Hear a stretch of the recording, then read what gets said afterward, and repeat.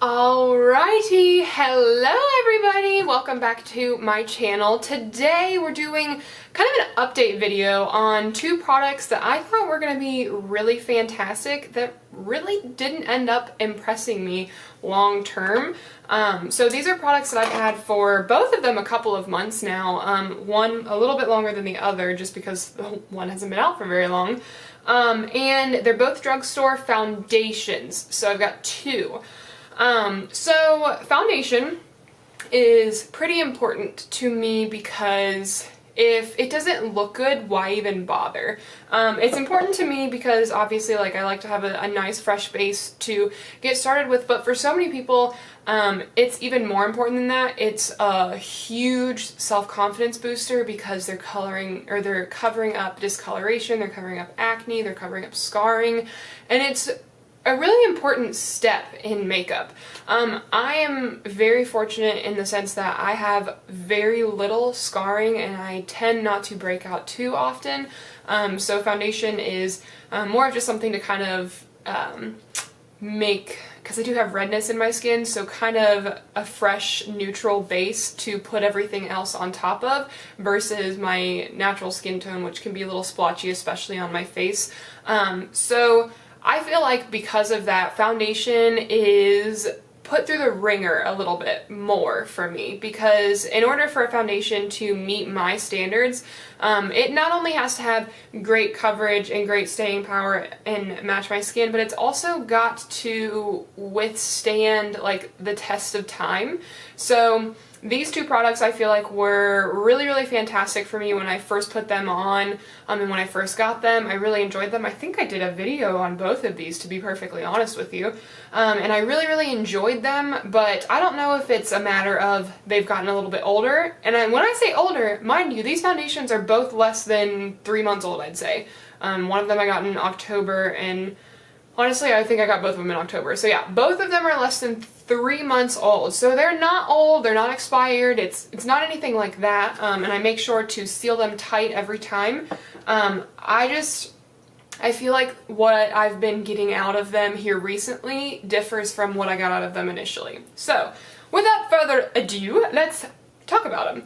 So the first one is this Catrice HD Liquid Coverage foundation. Now this was a foundation I was super excited to try. The shade I have here is Rose Beige, and when I got this, I did kind of recognize that it maybe was a little bit too dark for me, but the selection that they had in the Ulta that I purchased this was really subpar. So this was the lightest shade that they had in the foundation that I was in, and it maybe had, I want to say, 5 shades that were on display. I know for a fact that that's not how many shades that they've got in the line, but in the store that I was in, the Ulta that I was in, that's the amount of shades that they had in store. So A, that was a bit of a letdown, but B, that's not a letdown of the brand, because the brand has delivered more than that.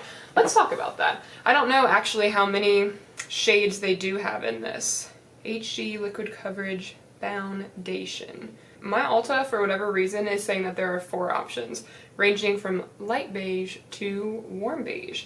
It says that this is a $10.99 is what it costs. I swear I thought that there were just more shades than that. Let me do some more investigating. Okay, so the Ulta app states that there are only 4 shades, but if you go onto Catrice's website, it states that there are 18 shades. So it does look like the shades range. They have a pretty light shade, and then the darker shades do seem to be somewhat darker, but it's okay, there are 12 light shades, light to medium skin tone shades, and 4 or 5 darker skin tone shades, and I just think that that's ridiculous. I understand, okay, so this is a drugstore brand. I'm not butthurt about that because that seems to be the norm. I'm butthurt about the norm. So it really frustrates me that I can go into any store, a drugstore, Sephora, anything like that. I can go in and almost be guaranteed that my shade to the T is going to be found.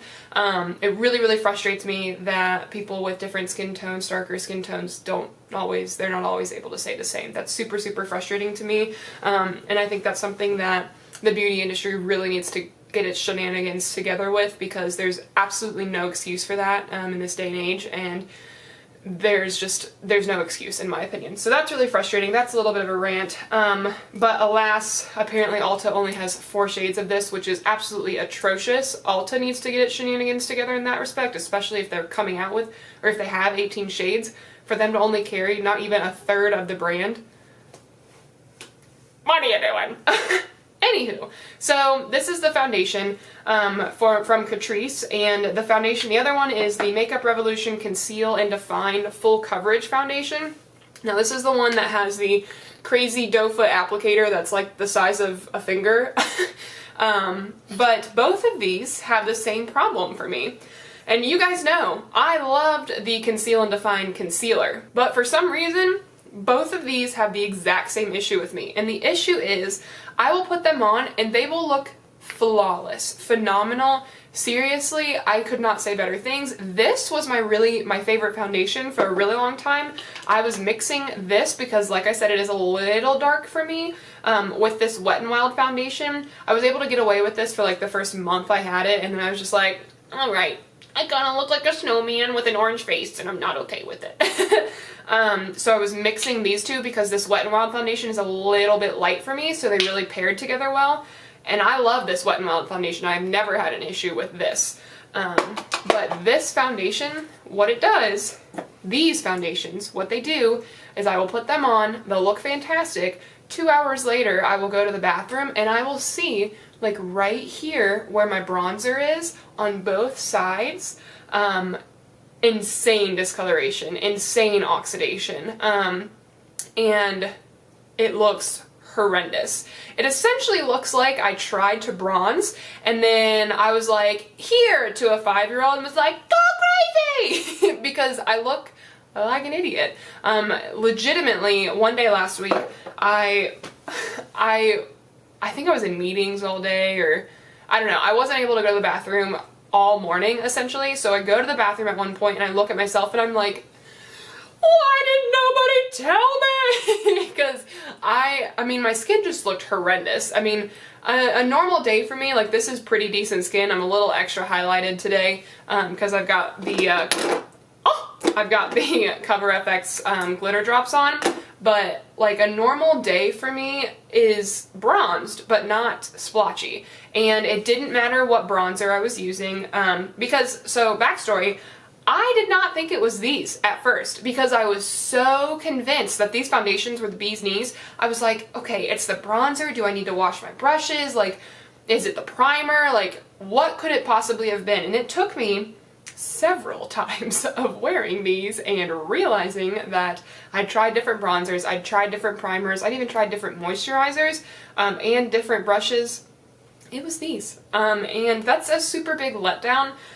Given that they are drugstore foundations, the price point isn't what the letdown is. It's just that both of these foundations, especially recently, have had such a cult following that I was initially on board with, and now I'm just not. Now, if these foundations work for you, fantastic. I'm super, super excited for you because I really wanted them to work for me, especially this one, and for no other reason than this dropper style applicator just really fascinates me, and I just wanted to be like, always using it. It's a very obvious problem, and going back to what I was saying towards the beginning of the video, if you're someone that relies on foundation to make you feel good, to make you feel better in your own skin, and to really just give you that extra oomph that you need to feel good about yourself and smile and look at yourself in the mirror and just realize how beautiful of a person you are, A, you don't need makeup to do that, for one. But B, if foundation really helps you with that, I would hate to recommend these foundations to you, you go get them, and then for you to be like,